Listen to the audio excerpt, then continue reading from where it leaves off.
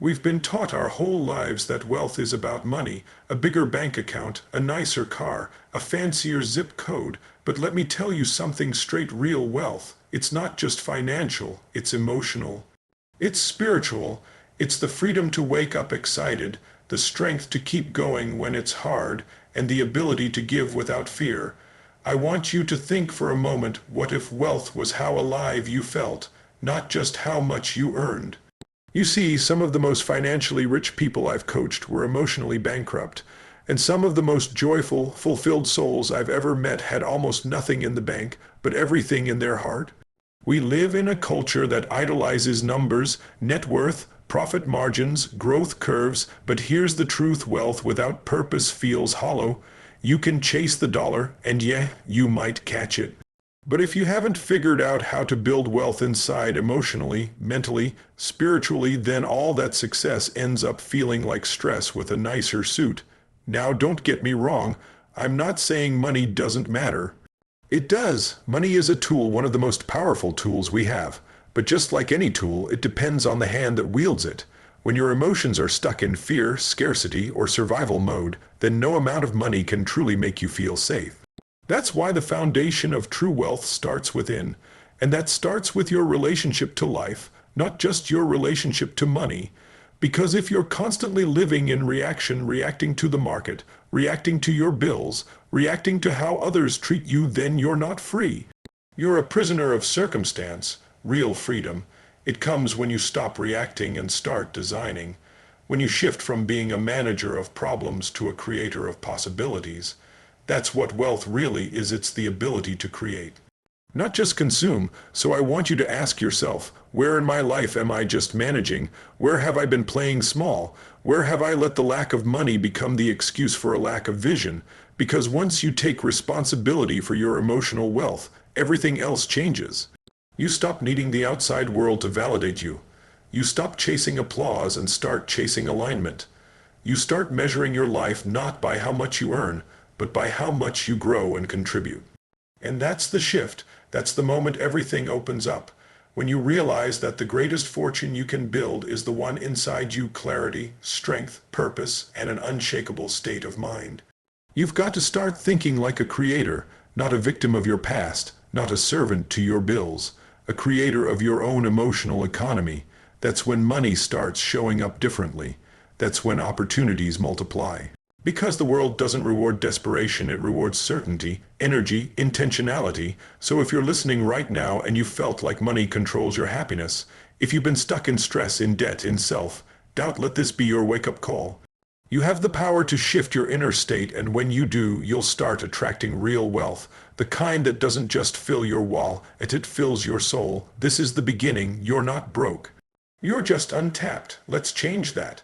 Let's get real about something most people avoid: identity. Because here's the truth. The strongest force in the human personality is the need to stay consistent with who you believe you are.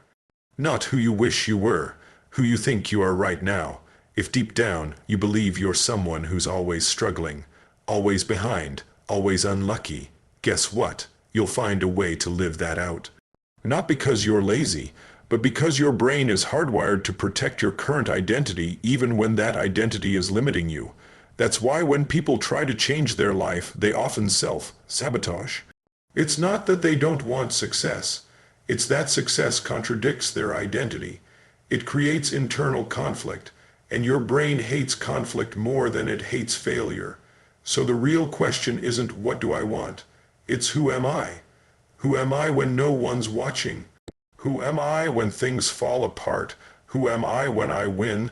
This is where the game changes. You don't get your goals, you get your standards. The identity you own is the life you create. If you identify as a victim, you'll find pain. If you identify as a creator, you'll find power. And no, I'm not talking about faking confidence or repeating empty affirmations in the mirror. I'm talking about embodying a new identity through action. Because identity is not just a belief, it's a decision backed by evidence. And evidence comes from what you repeatedly do. You say you're committed, prove it. You say you're disciplined, show it. You say you're done playing small. Then act like it even when it's uncomfortable. Because when your identity shifts, everything else follows. Your behaviors, your standards, your results. Think of identity like a thermostat. If your internal setting is 70 degrees and life turns up the heat, gives you a big opportunity, you'll find a way to cool things back down, sabotage the relationship, miss the deadline, overspend the raise. Not because you're weak, but because your thermostat is set too low.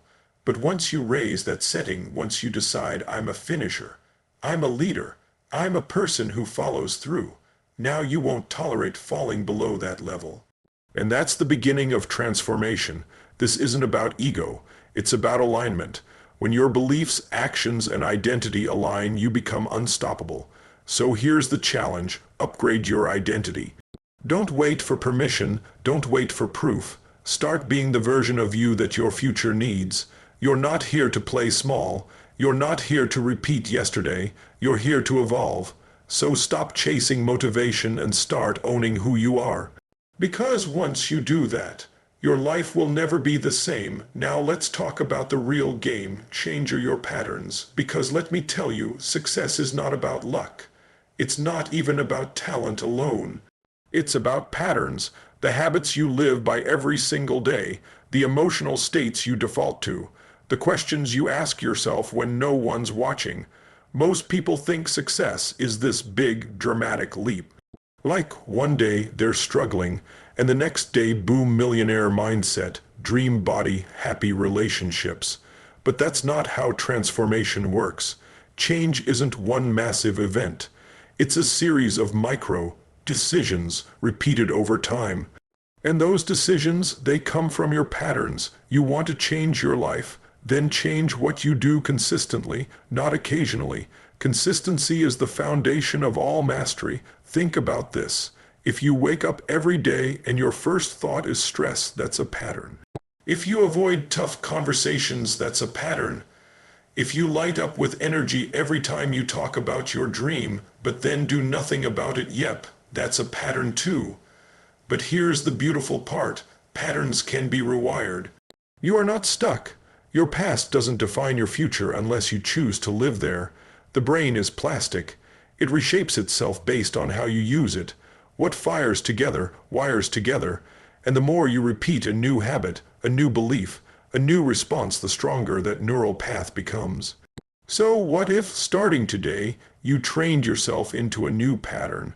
A pattern of gratitude instead of fear, of focus instead of distraction, of action instead of hesitation. That's where rituals come in. Rituals are how we anchor new patterns. You don't need 100 new habits. You just need a few powerful ones done daily with intensity and purpose. A 10-minute morning routine to prime your state. A nightly reflection to extract the lesson from your day. A weekly vision check-in to make sure you're still playing offense, not defense. The best in the world, athletes, leaders, entrepreneurs, they all have rituals. Not because they're robotic, but because they know emotions are unreliable. Motivation fades, but rituals, they keep you grounded when life gets messy. Let me give it to you straight. If you don't program your mind, the world will. And the world's programming is fear, comparison, scarcity, and noise. That's why your patterns have to be intentional, designed by you, for your future. And guess what happens when you stack empowering patterns? You stop self-sabotaging. You stop second-guessing. You build momentum, and momentum is everything. Momentum makes the hard stuff easier and the impossible feel inevitable. It's not about being perfect.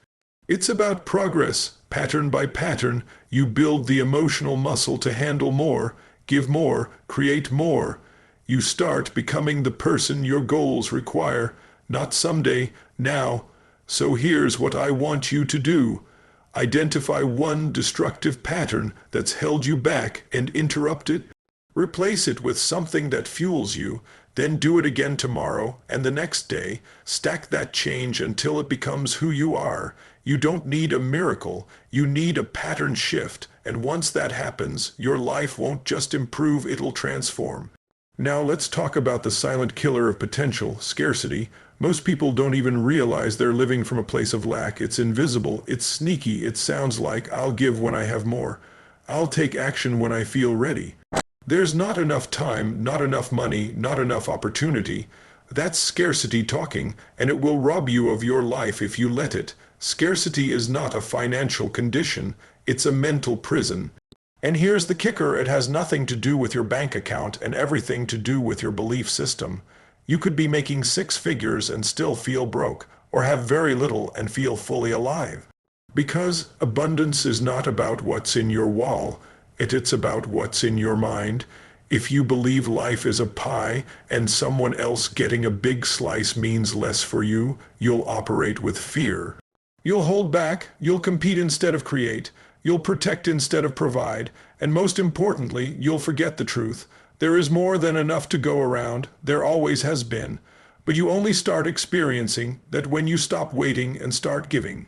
Giving breaks the back of scarcity. Why? Because giving says, I am not a victim of lack. I am a source of abundance. Think about it when you give, whether it's time, money, energy, or love. You send a message to your nervous system. I have more than enough. That rewires your brain. It disrupts the fear loop. It gets you back in control. I'm not just talking about tithing or charity, although those are beautiful. I'm talking about generosity as a lifestyle, a mindset, a choice. You show up differently when you know you have something to give, even if it's just your presence.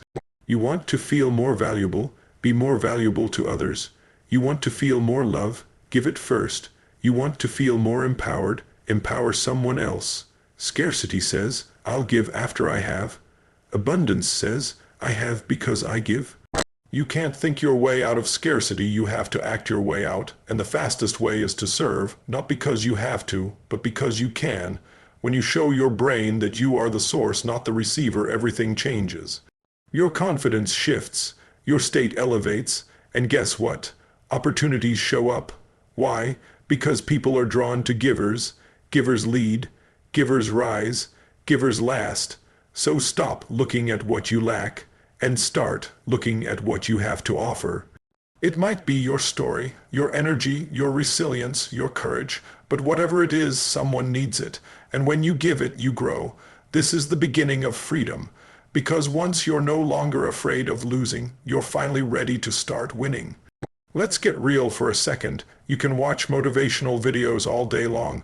You can read the books, highlight the quotes, nod your head and say, yeah, that's powerful. But until you do something, until you move, until you decide, nothing changes. Change doesn't happen in the knowing. Change happens in the doing. That's the trap most people fall into. They think clarity comes before action, but clarity follows action. You take a step, you learn. You move forward, you gain momentum. The fog clears when you walk through it, not when you sit and wait. So what is it you've been putting off? That dream, that phone call, that application, that workout, that conversation? What story are you telling yourself about why now isn't the right time? Let me remind you, your brain's number one job is survival, not success. It's designed to keep you safe, not make you great. That means every time you reach for something outside your comfort zone, your brain's going to scream, wait, not yet, too risky.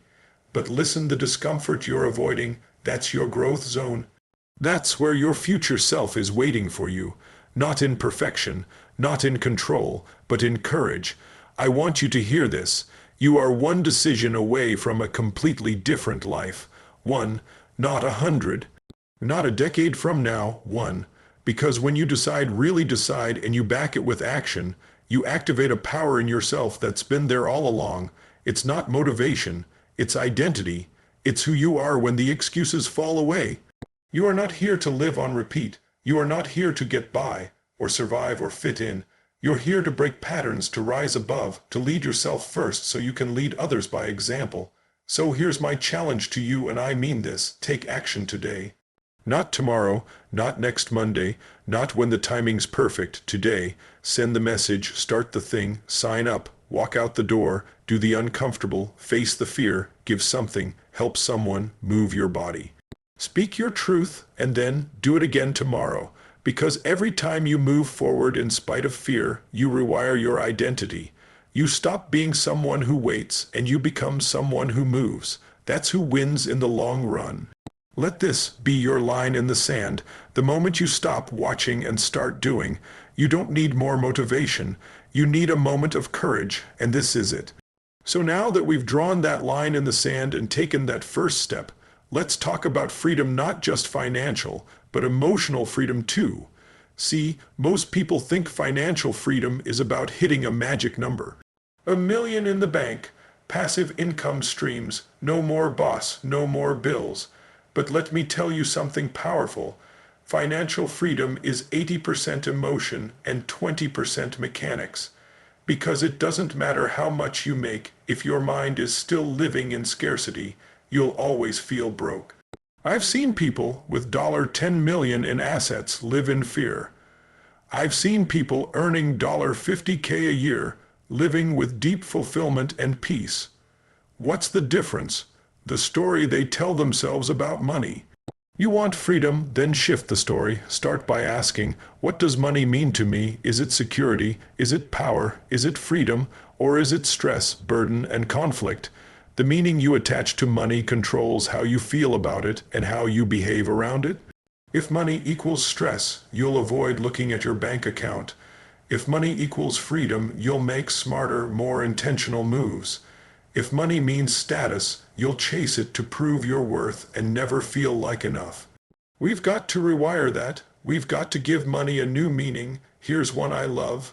Money is a tool for magnifying who I already am. If you're generous, you'll be more generous with more money. If you're anxious, you'll be more anxious with more money. So don't wait to feel abundant. Practice it now. Practice generosity when it's inconvenient. Practice discipline when no one's watching. Practice gratitude for every single dollar, no matter how small. That's how you grow your capacity for more. See, money follows value. It doesn't chase noise or flash or status. It follows value. When you solve problems, when you show up with excellence, when you make people's lives better, money comes as a natural byproduct. It's not always fast, but it's real, it's lasting. But let's bring it even closer to home: emotional freedom. Because what's the point of making more money if you're still anxious, stressed, and never present with your family? Emotional freedom is being able to experience peace in the chaos. It's waking up in the morning not with dread, but with direction.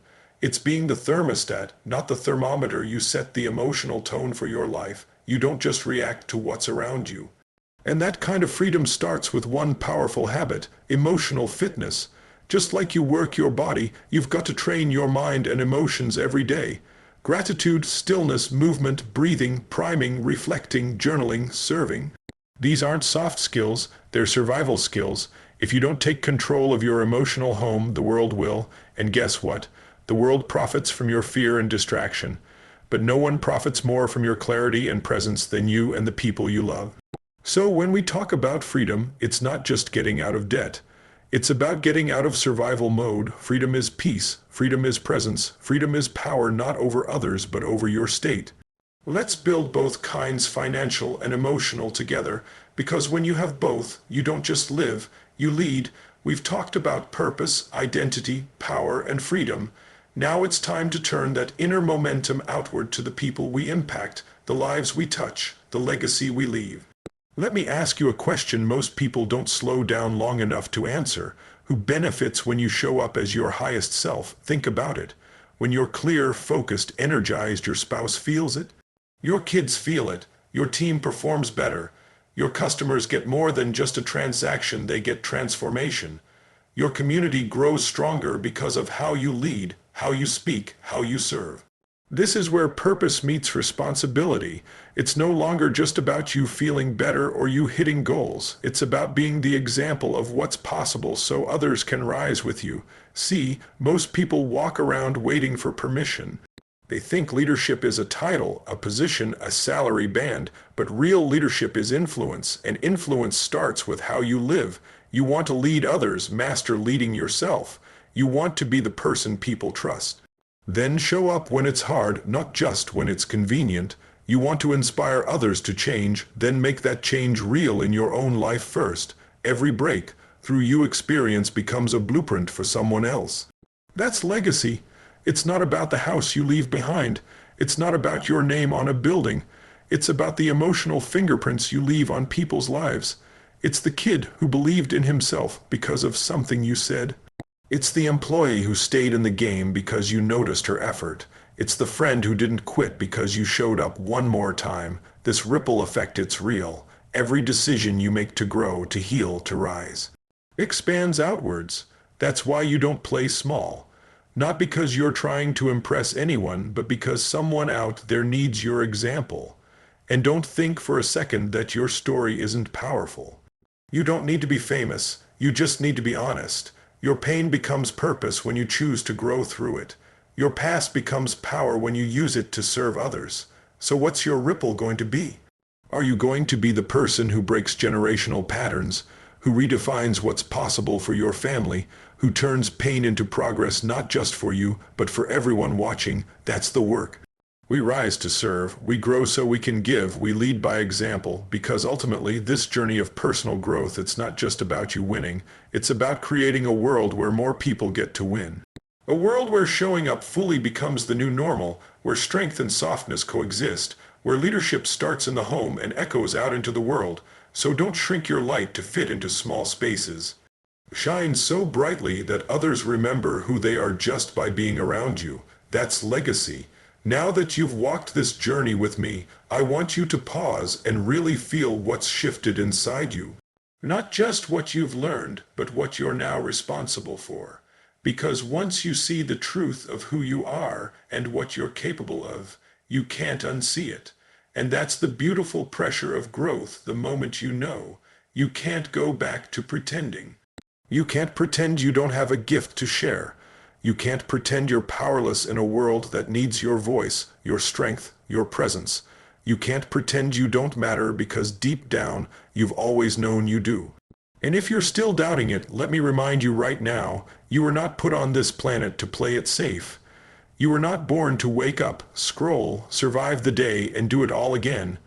You were made to live, to stretch, to stumble and rise, to feel, to leave this world fuller than you found it. So I'm going to challenge you, not tomorrow, not next week, but today. Choose to go all in on you. If that means ending excuses, do it. If that means making the hard call, do it.